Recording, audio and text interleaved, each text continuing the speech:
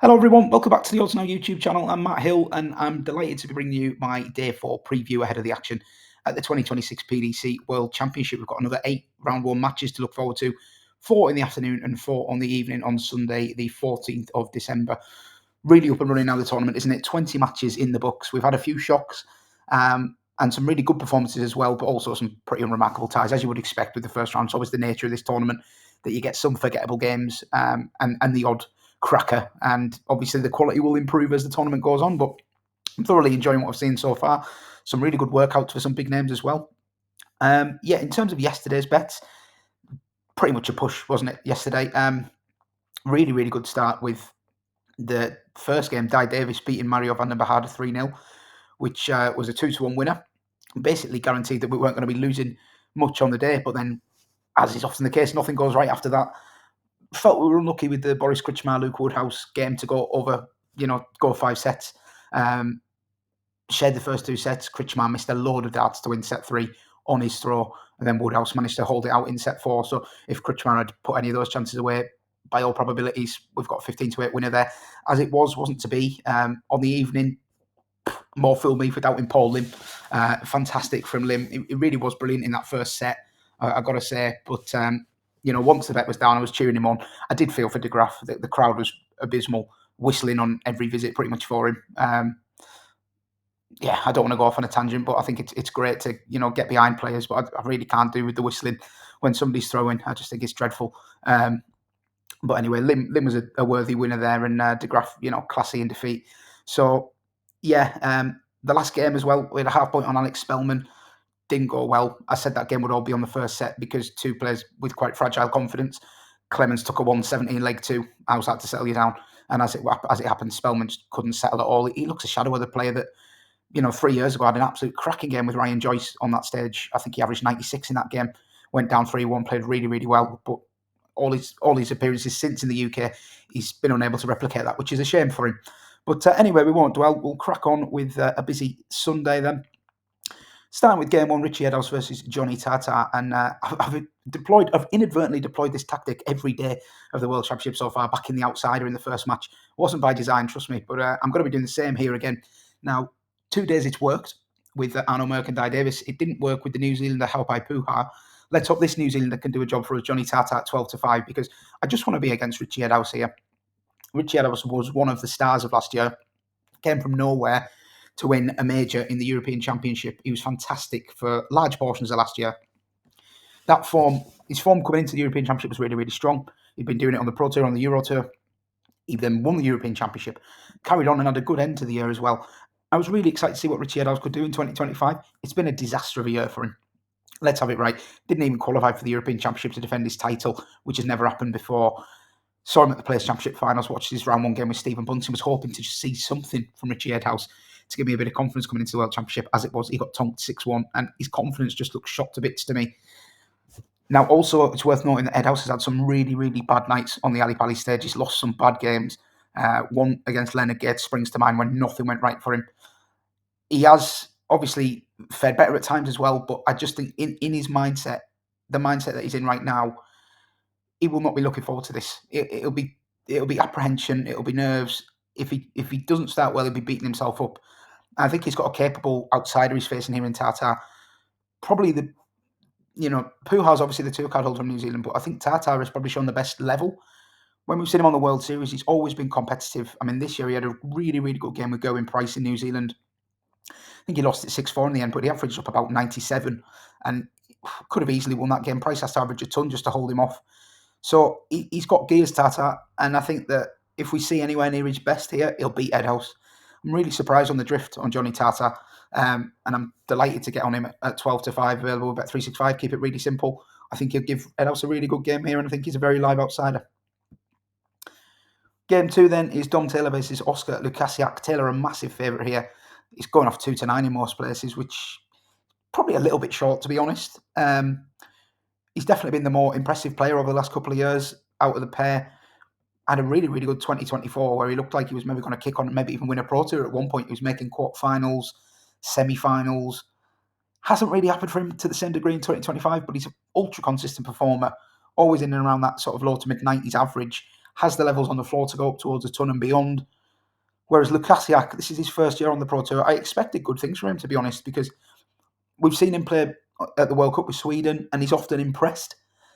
But it's just not gone well for him this year at all. He's only made about 25 grand in prize money, which is really poor, really, given he's played pretty much every Pro Tour event. Nothing of note on the European Tour. It's been a frustrating old first year for him. So he's got it all to do next year to retain this tour card. A couple of wins here would make a massive difference. As you can see, Taylor is a massive favourite at 2-9. I'm not in a rush to oppose him. I think he'll win. The angle that I now like at the current prices is probably backing Dom Taylor to win the match, but over 3.5 sets in the match, i.e.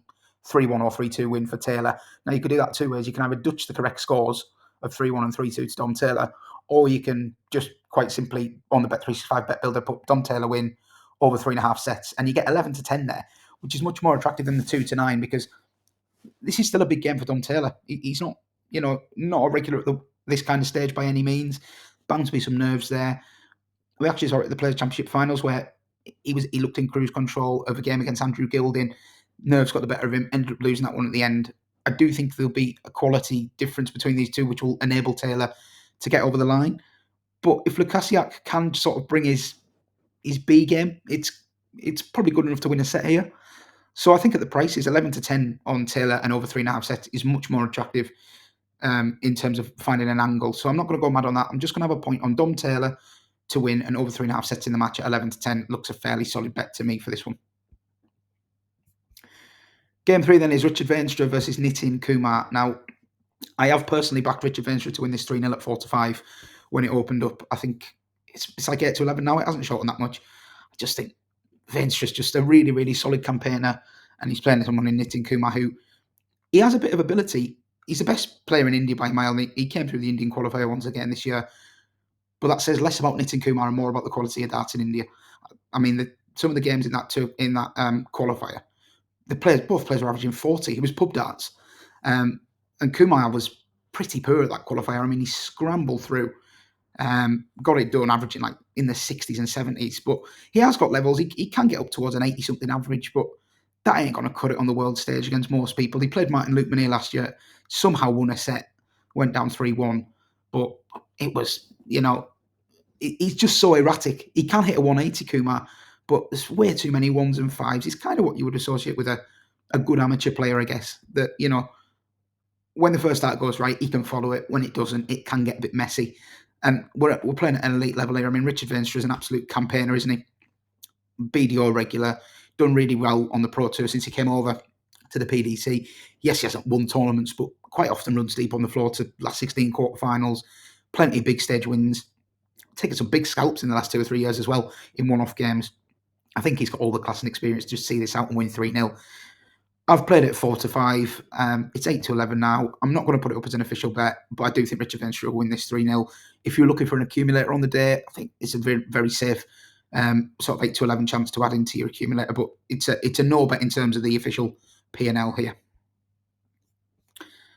Game 4 then, what a cracker to end the afternoon. Joe Cullen versus Bradley Brooks, and I think you can make a case for backing Cullen here at 6-4. And that's me saying this as someone who's a massive fan of Bradley Brooks. I mean, anyone that's a member of my Telegram betting service, our best result of the year by a mile, we backed Bradley Brooks to win his Pro Tour when he won his first Pro Tour, 500-1. That was definitely my moment of the year. From a personal perspective, really nice win. And that had been coming to me, like very sort of clear improvement in Brooks' game in the last few months. And the next question now is, can he take it to the biggest stage and show that improvement? Because he was a hot prospect, Brooks. It was a name on a lot of people's lips a few years ago as a potential top 8 player of the future and, major winner. Hasn't quite happened for him yet to that degree. But in 2025, we've seen the most progress that we've seen from him in any 1 year since he came on the scene. But he's going off a short favourite here, isn't he, against Joe Cullen, who's an absolute enigma. For most of this year, Joe Cullen's been absolutely dreadful. But then he has won 2 Pro Tours as well. And there's a great interview with him, if you can dig it out on Online Darts, where he just kind of says, like, I don't know what version of he's going to turn up on the big stage, on the small stage. It's just on the day.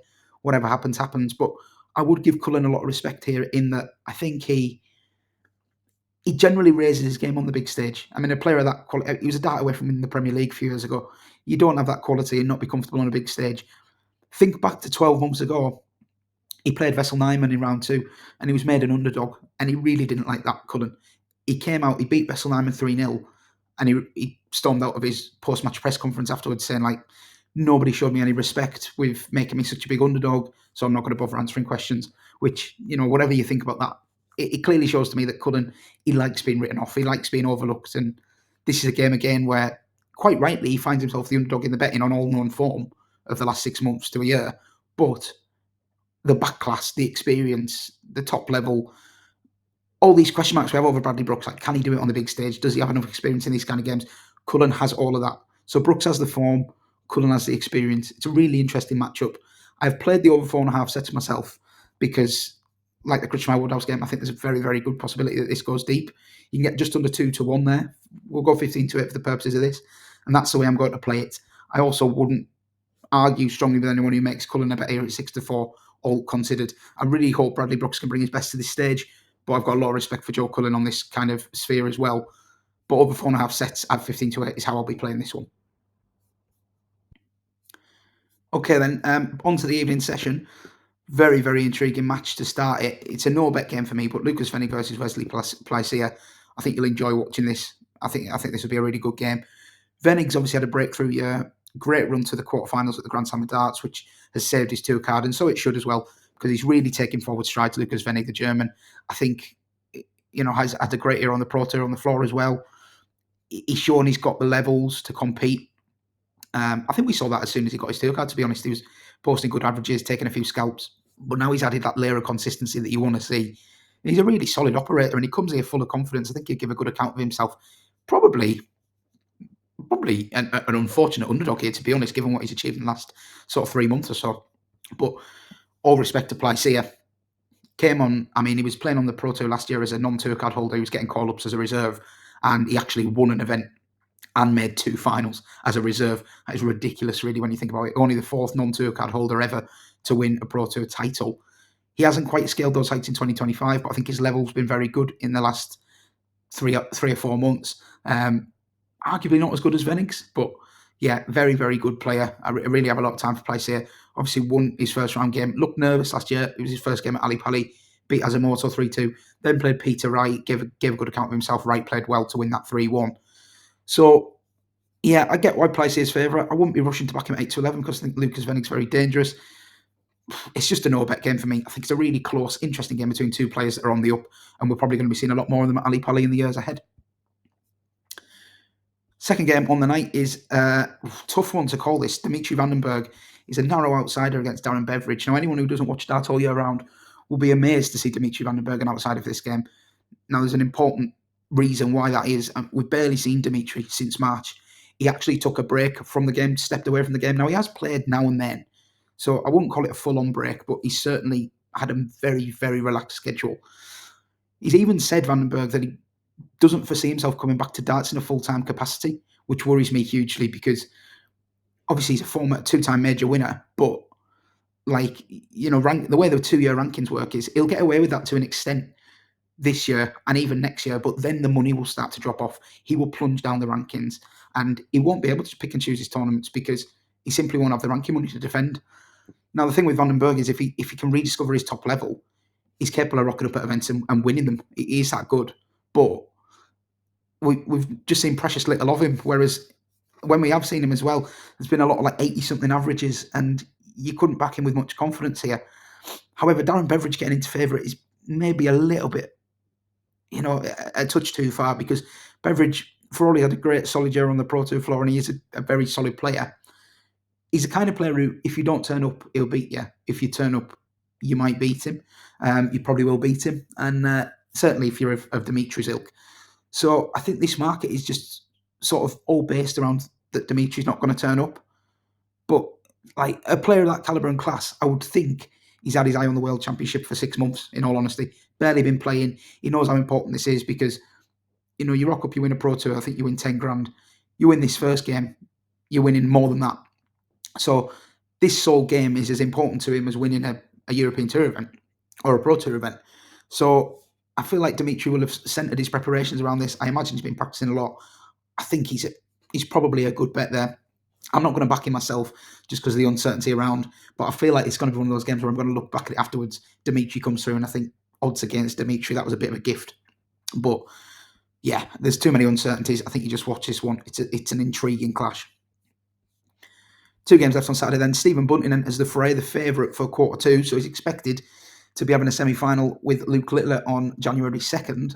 I'm not convinced about that, as anyone who watched our big World Championship preview will know. I think he's there to be beat Bunting, to be honest. I mean, he's had a fantastic year, particularly on the World Series and on the floor where he's mopped up, but his major record has not been good. I think he's had 1 quarter-final run, and that was at the match play where he had 2 quite fortunate victories and then bowed out in the quarterfinals quite comfortably. So I've not seen a lot on the major stages to give me a lot of confidence behind Bunting. And I actually think there's a bet here. I think Bialecki to win a set. Well, I'm going to play over 3.5 sets, basically, which is effectively the same thing because over 3.5 is even money. Obviously, if you were back at Bialecki on the handicap, that does factor in the 3-0 Bialecki, which I think is a highly unlikely score. So I'd rather just play the evens on over 3.5 sets. I think Bunting does get past him, but I think Bialecki's good enough to take a set off him. Quite an erratic player, Sebastien. So it's not one you want to be going absolutely mad on, but it's just getting against Bunting at these prices, really. Like Bialecki won a Pro Tour this year. He was a 500-1 outsider and won a Pro Tour. Now, it was a weakened field, but he showed his class that day. He beat some really good players. I think he beat Ross Smith and a couple of other sort of big names on the way to that title. So it wasn't a fluke. He's always had that game. He's a World Youth finalist, I want to say, of years gone by. So bags of talent in the Polish player. Like I say, a little bit erratic, lacks the consistency, but you don't need a lot of consistency to win a set. You know, you need a 5-minute purple patch, which is more than capable of. It can hit 180s. Bunting, yeah, like Bunting can win this 3-0, and I still won't regret the bet. Do you know what I mean? I think there's enough reason there with Bialecki. He's been underestimated a tad by this market.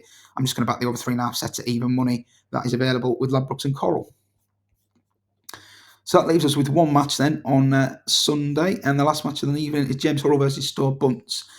It's a no-bet game for me. I think Hurrell wins it. Sto Buntz, people will remember him making a good impact when he first came over to UK shores at the Grand Slam a couple of years ago. Really impressed him coming out of a tough group, beating some household names, and then winning his first knockout game as well before bowing out in the quarterfinals. However, his 2 Ali Pali appearances, he's gone out in round 1 and he's been pretty poor. So he's a hard one to assess, Buntz. I watched an interview with him a couple of months ago where he said he was all over the place mentally, wasn't all that confident in his game, knows he has the level, but just can't trust himself to bring it out enough. That would worry me against someone like Hurrell, who is just a rock-solid performer. You know what you're getting from James Hurrell. He'll turn up, he'll average around the 90, 92 mark, and if you're not good, he'll take care of you. I think he won his first round 1 game last year quite comfortably, and then set up a clash with Michael van Gerwen, which he lost quite comfortably. And that's where I have James Hurrell. Like, it's just like, he's like a benchmark, really. If you don't play well, he'll beat you. If you play well, you'll probably get past him. So yeah, I don't have enough faith in Sto Buntz to take him on, really. I think the prices are about right, so it's a no bet for me. But, you know, quite an active day betting wise. But that last one, no need to play there. Okay, so that finishes my Sunday preview. I'll just recap my best bets there. Jonny Tata to beat Ritchie Edhouse is 2 points at 12-5. Going to have a point on Dom Taylor to win an over 3.5 sets against Oskar Lukasiak at 11-10 with Bet365. No official bet in this one, but I think Richard Veenstra will win it 3-0 against Nitin Kumar. It's 8-11. If you want any fun accumulators on the day, probably chuck that in. Over 4.5 sets in Joe Cullen, Bradley Brooks at 15-8 with a couple of suppliers. I think that's that game's got a very interesting look to it, and I think it'll be entertaining affair. No bet in Lucas Wenig versus Plaisier, but I think that'll be a cracking game as well. Same applies for Dimitri versus Darren Beverage. I was tempted by the odds against on Dimitri, but I've decided to leave it. Yeah, my only other bet on the evening is Bunting Bialecki over 3.5 sets at even money.